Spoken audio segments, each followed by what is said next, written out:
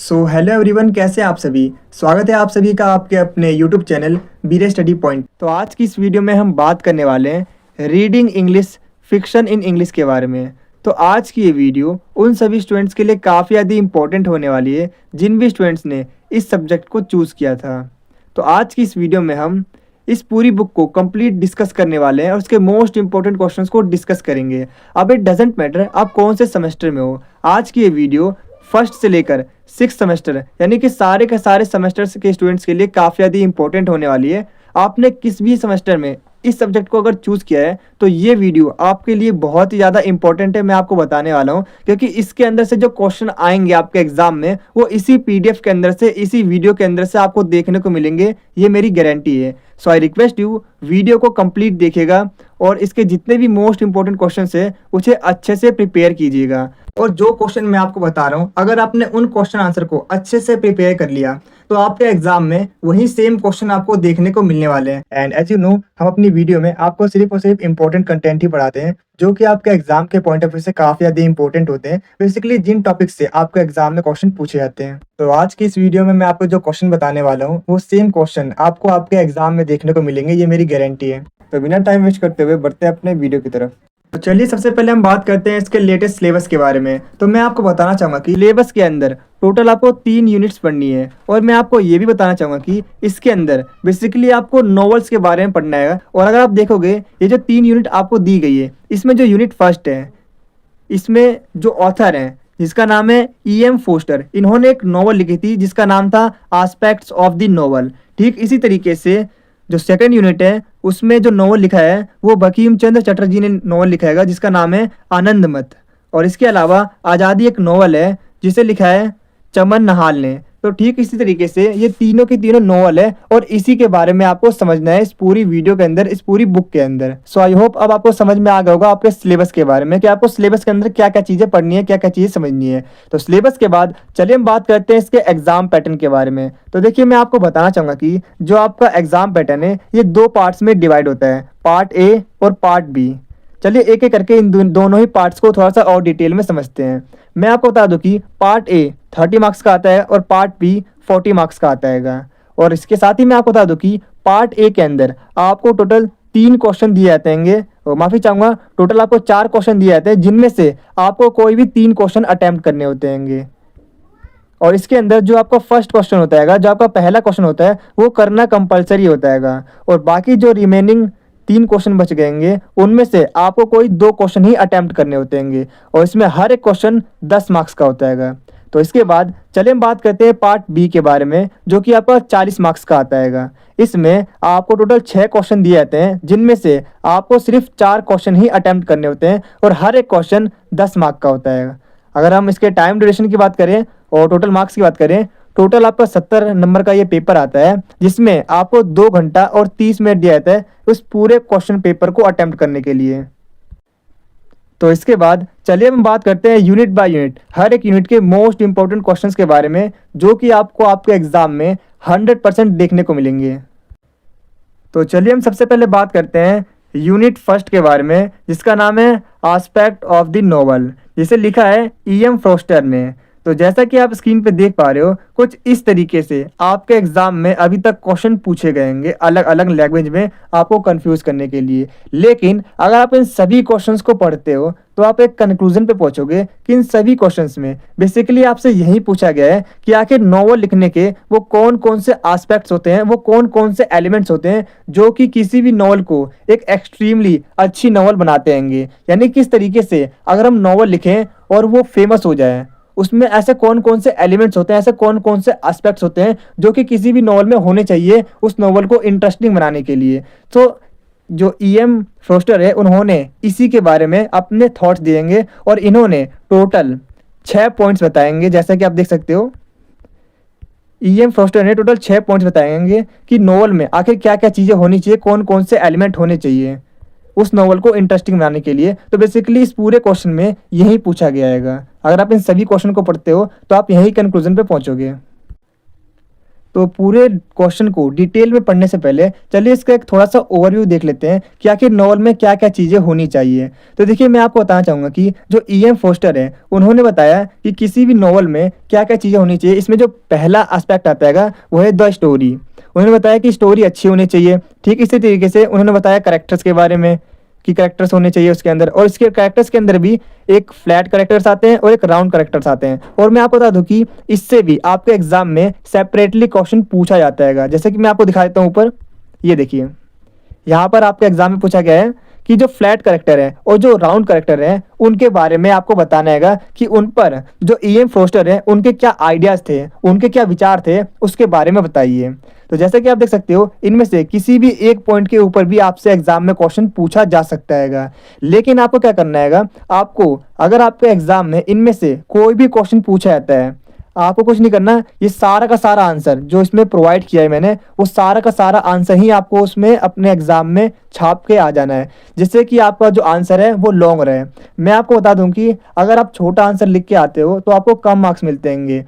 आपको क्या करना है, ये पूरा का आपको इनमें से कोई भी क्वेश्चन पूछा जाए, आपको बिना सोचे समझे जो हमने इसमें आंसर प्रोवाइड किया है एकदम एक्यूरेट आंसर है, आपको जस्ट ये आंसर अपने एग्जाम में छाप के आ जाना है। और मैं गारंटी देता हूँ आप अपने एग्जाम में बहुत अच्छे मार्क्स से पास होगे, ये मेरी गारंटी है। बस जो हमने आंसर प्रोवाइड किया है उससे अच्छे से समझ के पढ़ के जाइए और आप देखेंगे आप अपने एग्जाम में काफ़ी अच्छे मार्क्स से पास होंगे। क्योंकि आपके जो एग्जाम है उसमें जनरली जो थीम होती है क्वेश्चन की वो सेम रहती है, बस उसी क्वेश्चन को अलग अलग तरीके से घुमाया जाता है। जैसे कि आप देख सकते हो, इसमें पूछा गया कि जो J.M. फोस्टर्स हैं उनको नोवेल के ऊपर क्या एनालिसिस है, यानी उसके बारे में बताइए। जो फैंटेसी है, अब देखिए जो फैंटेसी जो वर्ड है, फैंटेसी का मतलब होता है इमेजिनेशन, यानी कि जो J.M. फोस्टर है वो बताते हैं कि किसी भी नोवेल में थोड़ी सी इमेजिनेशन होनी चाहिए उस नोवेल को इंटरेस्टिंग बनाने के लिए। और देखिए इसके अंदर अगर आप देखोगे आंसर के अंदर यहाँ पर फैंटेसी के बारे में भी बताया गया है, यानी कि इनके जो पॉइंट्स हैं इनमें से किसी एक पॉइंट के ऊपर भी आपके एग्जाम में क्वेश्चन पूछा जाता है। लेकिन आपको ये पूरा ही आंसर अपने एग्जाम में लिखना है, इस बात का आपको ध्यान रखना है। सो आई होप अब आपको ये जो क्वेश्चन है वो अच्छे से समझ में आ गया होगा कि इस क्वेश्चन के अंदर बेसिकली यही पूछा गया है कि नॉवल के अंदर आखिर ऐसे कौन कौन से एस्पेक्ट्स होने चाहिए, आखिर ऐसे कौन कौन से एलिमेंट्स होने चाहिए जो कि उस नॉवल को इंटरेस्टिंग बनाते हों। तो चलिए इसे थोड़ा सा और डिटेल में समझते हैं। तो E.M. फोस्टर के नॉवल के ऊपर जो आइडियाज़ हैं उनको डिटेल में समझने से पहले चलिए हम जो बुक है एस्पेक्ट ऑफ द नॉवल, इसे थोड़ा सा और डिटेल में समझते हैं कि आखिर जो बुक है ये कब लिखी गई थी और क्यों लिखी गई थी। इसके बुक के अंदर आखिर ऐसे कौन से फीचर्स हैं जो कि नॉवल के बारे में बताते हैं।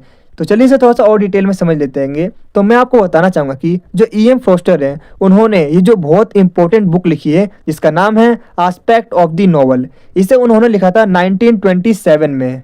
और मैं आपको बता दूं कि ये जो बुक है ये एक्सप्लेन करती है कि आखिर नॉवल होती क्या है और आखिर ये काम कैसे करती है। इस चीज़ के बारे में इन्होंने अपने इस बुक में बताया है। और मैं आपको बता दूं कि ये जो बुक है एस्पेक्ट ऑफ द नॉवल, ये नहीं बताती कि नॉवल की हिस्ट्री क्या है, बल्कि ये बुक बताती है कि आखिर जो सभी नॉवेल्स हैं आखिर उनमें ऐसे कौन से मेन फीचर्स होते हैं जो कि हर एक नॉवल को एक इंटरेस्टिंग वे में बताते हैं, जिससे कि रीडर्स को पढ़ने में काफ़ी ज़्यादा मज़ा आता है। यानी कि इन्होंने बेसिकली क्या बताया, इन्होंने नॉवल की हिस्ट्री के बारे में नहीं बताया, बल्कि इन्होंने क्या बताया कि हर एक नॉवल में आखिर वो कौन से फीचर्स होते हैं जो कि उस नॉवल को इंटरेस्टिंग बनाते हैं, खास बनाते हैं, उसके बारे में अपने इस बुक में बताया है। और मैं आपको बता दूं कि ये जो नॉवल है ये दिखाती है कि आखिर किस तरीके से नॉवल को लिखा जाता है और कैसे जो रीडर्स हैं उन्हें उस नॉवल को ध्यान से पढ़ना चाहिए, केयरफुली रीड करना चाहिए, जिससे कि वो उन्हें और भी ज़्यादा इंटरेस्टिंग लगे। इन सारी चीज़ों के बारे में इसके अंदर बताया गया है।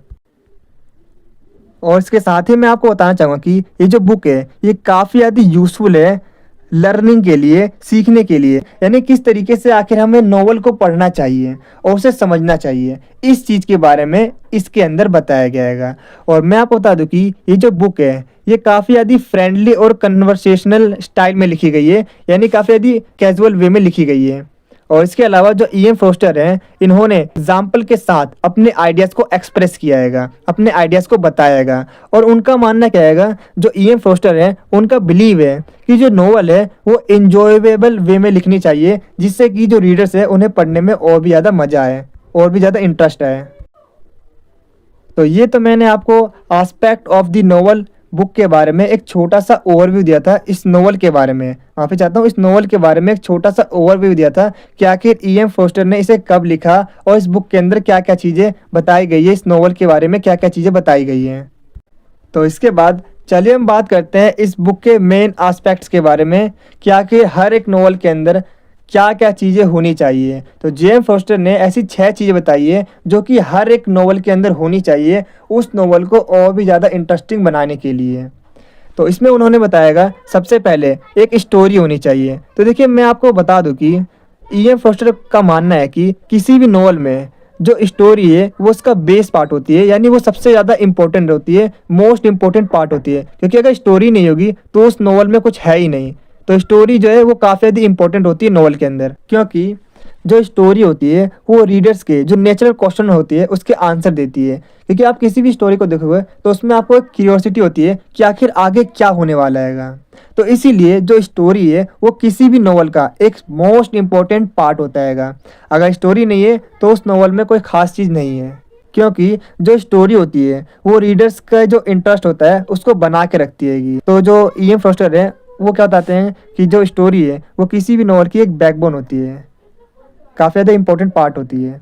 तो इसके बाद चलिए हम बात करते हैं E.M. फोस्टर करेक्टर्स के बारे में क्या बताते हैं। तो मैं आपको बताना चाहूँगा कि E.M. फोस्टर बताते हैं कि जो करेक्टर होते हैं वो बहुत ही ज़्यादा इंपॉर्टेंट रोल निभाते हैं रीडर्स को एंगेज करने के लिए। और जो E.M. फोस्टर हैं उन्होंने इसके अंदर 2 टाइप्स के करेक्टर के बारे में बताया है। पहला है फ्लैट करेक्टर और दूसरा है राउंड करेक्टर। तो चलिए इन्हें थोड़ा सा और डिटेल में समझते हैं कि आखिर फ्लैट करेक्टर क्या होते हैं और राउंड करेक्टर क्या होते हैं। तो जो E.M. फोस्टर हैं वो क्या बताते हैं, जो फ्लैट करेक्टर होते हैं वो काफ़ी ज़्यादा सिंपल और अंडरस्टैंड होते हैं, क्योंकि उनके जो मेन क्वालिटी होती है वो या तो दयालु होते हैं, या तो ग्रीडी होते हैं, या तो लालची होते हैं।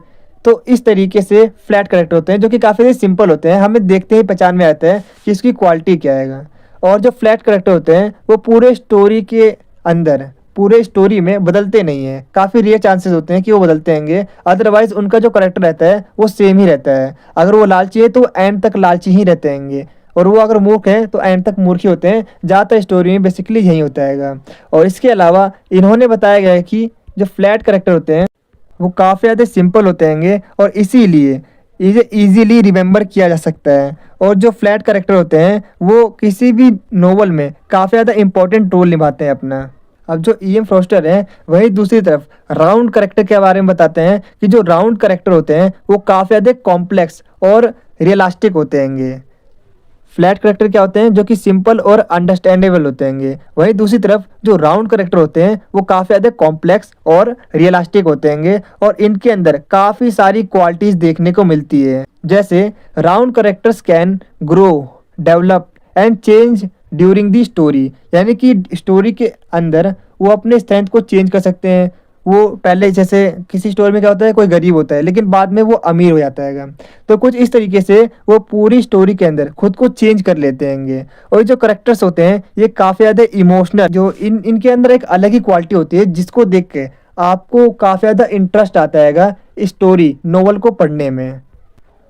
और तो और इन्हीं इमोशनल करेक्टर्स की वजह से जो रीडर्स हैं वो खुद को इस स्टोरी के अकॉर्डिंग कनेक्ट कर पाते हैं। और इसके साथ ही मैं आपको बता दूं कि ये जो राउंड करेक्टर होते हैं ये स्टोरी में एक की जो सबसे इम्पोर्टेंट करेक्टर होते हैं उसकी भूमिका निभाते हैं। और यही जो करेक्टर होते हैं, जो राउंड करेक्टर होते हैं, ये इस पूरी स्टोरी को एक मीनफुल और पावरफुल तरीके से इस पूरी स्टोरी को दिखाते हैं, जिससे कि हमें स्टोरी को पढ़ने में भी काफ़ी ज़्यादा इंटरेस्ट आता है।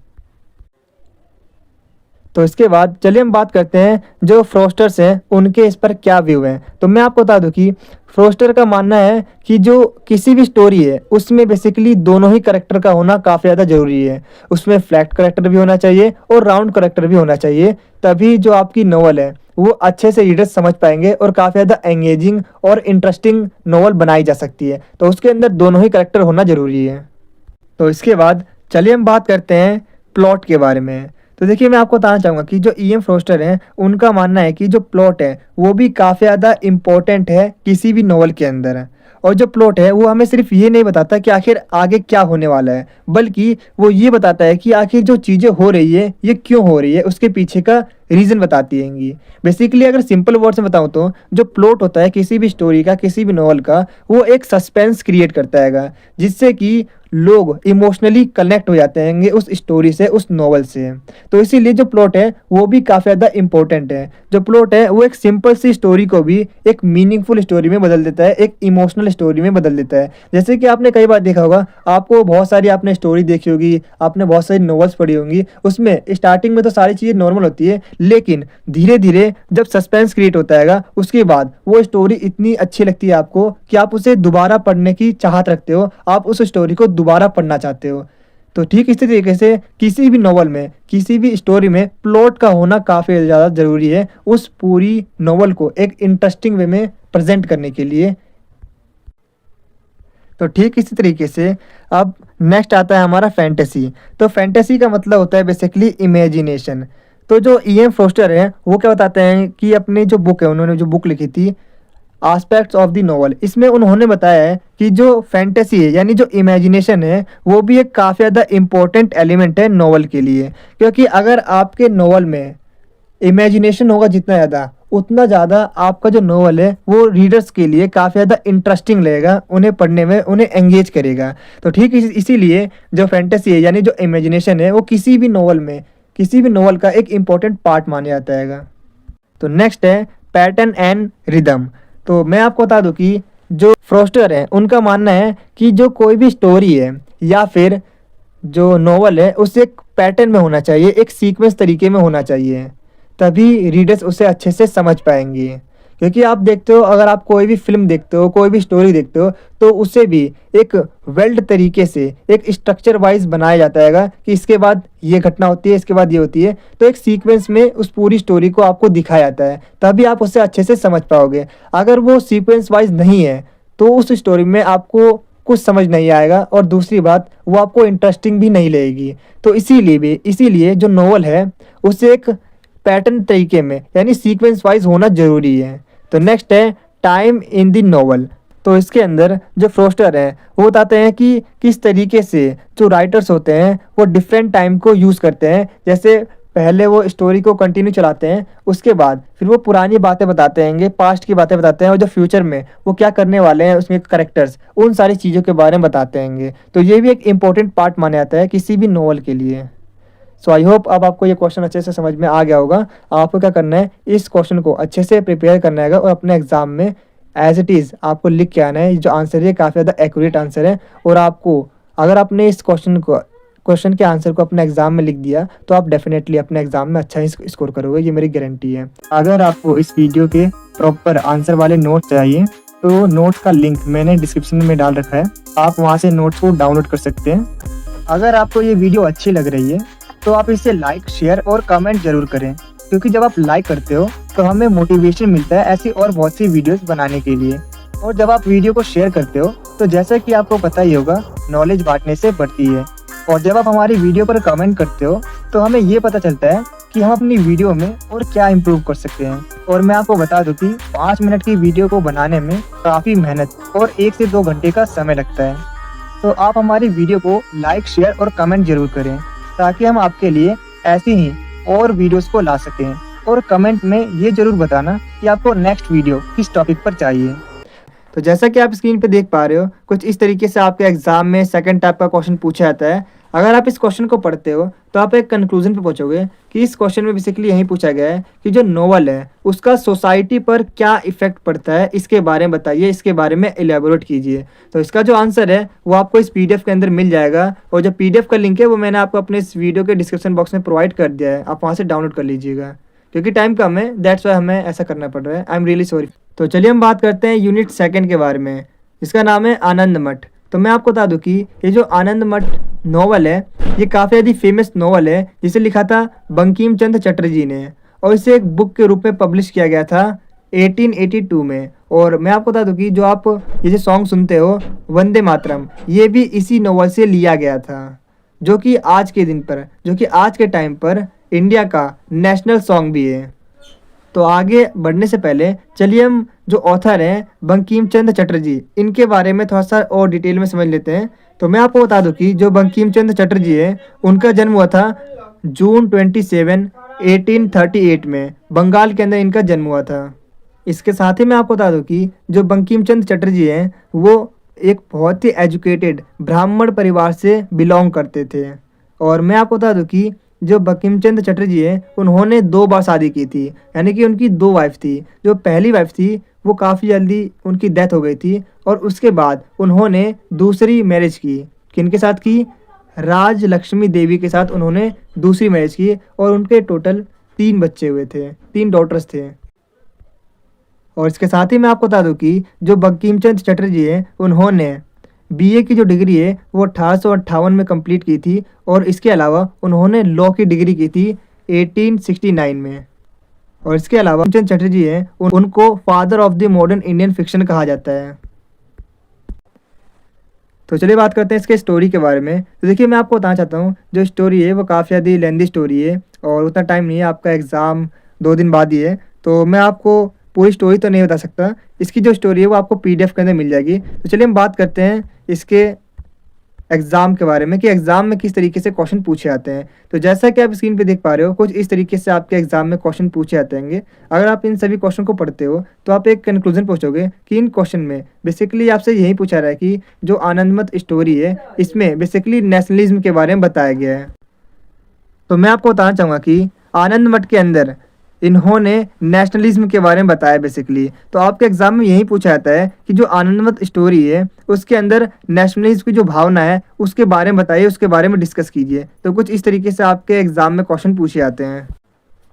तो इसका भी जो आंसर है वो आपको डिस्क्रिप्शन बॉक्स में मिल जाएगा। देखिए मैं समझ सकता हूँ कि सारे के सारे क्वेश्चन मैं डिस्क्रिप्शन बॉक्स में प्रोवाइड कर रहा हूँ mostly, but try to understand, time उतना नहीं है वीडियो बनाने के लिए, दैट्स वाई मुझे ये करना पड़ रहेगा। आपको डिस्क्रिप्शन में सारे के सारे क्वेश्चन मिल जाएंगे। आपको क्या करना है, डिस्क्रिप्शन में से पीडीएफ को डाउनलोड करना है और जल्द से जल्द उसे अच्छे से समझ लीजिए, अच्छे से पढ़ लीजिए और आप अपने एग्जाम में अच्छा स्कोर कीजिएगा। I hope you will understand. तो जो नेक्स्ट टाइप का आपके एग्जाम में क्वेश्चन पूछा जाता है, जैसा कि आप देख सकते हो कुछ इस तरीके से आपके एग्जाम में क्वेश्चन पूछे जाते हैं। इस पर बेसिकली आपको शॉर्ट नोट लिखने के लिए कहा जाता है और इसमें आपसे एग्जाम में पूछा जाता है कि जो वंदे मातरम सॉन्ग है उसने किस तरीके से जो नेशनलिज्म की जो भावना है उसको जगाया, इसके बारे में बताइए। तो इसमें बेसिकली यही पूछा गया है कि किस तरीके से इंडियंस को ये जो सॉन्ग है वंदे मातरम इसने मोटिवेट किया, यानी किस तरीके से इंडियंस के अंदर नेशनलिज्म की जो भावना है उसे जगाया। तो मैं आपको बताना चाहूँगा कि ये जो आनंदमठ फेमस नॉवल लिखा था इसे लिखा था बंकिम चंद्र चटर्जी ने और इसी में से जो वंदे मातरम सॉन्ग है उसे लिया गया है। इसी नॉवल से वंदे मातरम सॉन्ग को लिया गया है जो कि आज के टाइम पर इंडिया का नेशनल सॉन्ग है। और मैं आपको बता दूं कि इसके अंदर इन्होंने नेशनलिज्म की भावना को बताया है और तो और इंडिया को प्रेजेंट किया है as a mother of India के रूप में, यानी कि सिंबल ऑफ मदरलैंड के रूप में इन्होंने प्रेजेंट किया है। इसके अलावा इन्होंने इसे एक सिंबल ऑफ डिवोशन और यूनिटी के रूप में प्रेजेंट किया था। तो अपने आंसर में बेसिकली आपको यही बताना है कि ये जो सॉन्ग है ये किस तरीके से सोर्स ऑफ इंस्पिरेशन और यूनिटी का प्रतीक बना और किस तरीके से इसने लोगों में जागरूकता फैलाई नेशनलिज्म की भावना को लेकर, और किस तरीके से जितने भी जो रिलीजन्स है, जितने भी जो जाति धर्म है उनको एकजुट किया इन्होंने। तो जैसा कि आप देख सकते हो कुछ इस तरीके से आपको लिखना है अपने एग्जाम में, ये बाकी पॉइंट्स हैं। तो वीडियो में आगे बढ़ने से पहले मैं आपसे एक रिक्वेस्ट करना चाहूँगा कि जैसे आपका एग्ज़ाम खत्म होते हैं उसके बाद आप इस वीडियो पर दोबारा आया कीजिए और अपना फीडबैक ज़रूर शेयर कीजिएगा कि आपको हमारी इस एनिमेशन वीडियो से कितनी हेल्प मिली और हमारे बताए गए क्वेश्चंस में से कितने क्वेश्चन आपको आपका एग्ज़ाम में एग्जैक्टली देखने को मिले। तो आप हमें कमेंट सेक्शन में बताया कीजिए कि जैसे ही आपका ये एग्ज़ाम खत्म हो उसके बाद आपको क्या करना है। जैसे आप गेट से बाहर निकलते हो या फिर ट्रैवल करते हो मेट्रो में, रिक्शे में, बस में, ऑटो में, आप क्या कीजिए इस वीडियो को दोबारा ओपन कीजिएगा और एक छोटा सा कमेंट जरूर कीजिएगा कि आपको हमारी इस एनिमेशन वीडियो से कितनी हेल्प मिली और कितने क्वेश्चन आए एग्जैक्टली जो हमने आपको बताया, क्योंकि आपका ये छोटा सा फीडबैक हमारे लिए बहुत ही ज़्यादा वैल्यूएबल होता है और आपके यही छोटे छोटे फीडबैक हमें आगे की वीडियोस बनाने के लिए काफ़ी ज़्यादा मोटिवेट करते हैं। और इसके साथ ही अभी आपको क्या करना है, वीडियो को पॉज करना है और आप एग्जाम से कितने दिन पहले ये वीडियो देख रहे हैं वो कमेंट सेक्शन में जरूर बताना। और इसके अलावा आप कमेंट सेक्शन में ये जरूर बताया कीजिए कि आपका जो एग्ज़ाम है वो किस डेट को है। और इसके अलावा मैं आपको बता दूं कि काफ़ी सारे स्टूडेंट्स सिर्फ अपना एग्ज़ाम बताते हैं इस डेट को है। तो प्लीज़ आपसे रिक्वेस्ट है कि आप पूरी एग्ज़ाम की डेट शीट कमेंट सेक्शन में बताया कीजिए with date with complete exam name, जिससे कि हम आपके लिए आगे की वीडियो अच्छे से बना सकें। अगर आपको इस वीडियो के प्रॉपर आंसर वाले नोट चाहिए तो नोट्स का लिंक मैंने डिस्क्रिप्शन में डाल रखा है, आप वहां से नोट्स को डाउनलोड कर सकते हैं। नोट्स आपको हिंदी और इंग्लिश दोनों मीडियम में मिल जाएंगे। अगर आपको ये वीडियो अच्छी लग रही है तो आप इसे लाइक, शेयर और कमेंट जरूर करें, क्योंकि जब आप लाइक करते हो तो हमें मोटिवेशन मिलता है ऐसी और बहुत सी वीडियोस बनाने के लिए। और जब आप वीडियो को शेयर करते हो तो जैसा कि आपको पता ही होगा, नॉलेज बांटने से बढ़ती है। और जब आप हमारी वीडियो पर कमेंट करते हो तो हमें ये पता चलता है कि हम अपनी वीडियो में और क्या इम्प्रूव कर सकते हैं। और मैं आपको बता दूं कि 5 मिनट की वीडियो को बनाने में काफ़ी मेहनत और 1 से 2 घंटे का समय लगता है। तो आप हमारी वीडियो को लाइक, शेयर और कमेंट जरूर करें, ताकि हम आपके लिए ऐसी ही और वीडियोस को ला सकें। और कमेंट में ये जरूर बताना कि आपको नेक्स्ट वीडियो किस टॉपिक पर चाहिए। तो चलिए वीडियो में आगे बढ़ते हैं। तो नेक्स्ट यूनिट है यूनिट 3, जिसका नाम है आज़ादी, जिसे लिखा था चमन नहाल ने। और मैं आपको बता दूं कि इसमें सबसे पहले जो स्टोरी है उसे आपको पढ़ना होगा। और इससे पहले सबसे पहले आप देख सकते हो यहाँ पर मैंने इसका इंट्रोडक्शन दिया है कि स्टोरी में आखिर बताया क्या गया है। और इसमें जो लिखा है चमन नहाल ने, उनके बारे में भी आपको इंट्रोडक्शन मिलने वाला है। और इसका जो कंप्लीट आंसर है वो आपको इस PDF के अंदर मिल जाएगा। जो PDF का लिंक है वो मैंने आपको अपने वीडियो के डिस्क्रिप्शन बॉक्स में प्रोवाइड कर दिया है। आप वहाँ से PDF को ईजिली डाउनलोड कर सकते हो। तो आज की वीडियो में इतना ही, आपसे मिलते हैं अगली वीडियो में। Thanks for watching this video.